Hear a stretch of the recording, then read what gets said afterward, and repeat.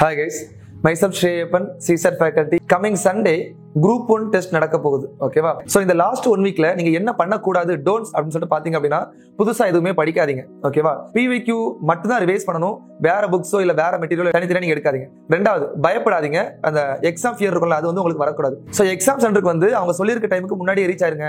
Hall ticket கரெக்டா வச்சுக்கோங்க. Pen வந்து பிளாக் பால் பென் தான் வச்சிருக்கணும். அதுக்கு பக்கவா வச்சுக்கோங்க. அண்ட் வந்து பயப்படாதீங்க. Be confident. உங்களால முடியும், உங்களால மட்டும்தான் முடியும் அப்படின்னு நினைச்சுக்கோங்க. எக்ஸாம் ஹாலுக்கு போனதுல இருந்து எல்லாத்தையும் மறந்துருங்க.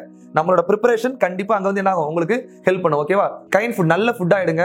வேற எங்கேயும் வெளியே அதிகமா சாப்பிடாதீங்க. தென் என்ன பண்ணணும்?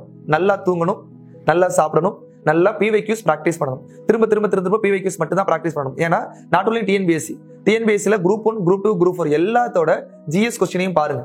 CSAT ஆப்டிடியூட் கொஸ்டினையும் பாருங்க. சோ அதை பார்க்கும்போது உங்களுக்கு ஏரியாஸ் கிளியரா தெரிஞ்சிடும். ஓகேவா? சோ இப்போதைக்கு PYQs தரவா படிச்சீங்கனாலே அது இந்த வருஷம் குரூப் 1 கொஸ்டின் ரிஃப்ளெக்ட் ஆன வாய்ப்புகள் நிறையவே இருக்கு. ஓகேவா? அண்ட் அதர் திங் நம்ம என்ன பண்றோம் அப்படின்னா எக்ஸாம் முடிஞ்சதுக்கு அப்புறம் நம்மளோட லைவ் டிஸ்கஷன் போகும். சோ பயிற்சி செய்யுங்கள், வெற்றி அடையுங்கள். So thank you guys, all the best, wish you all success.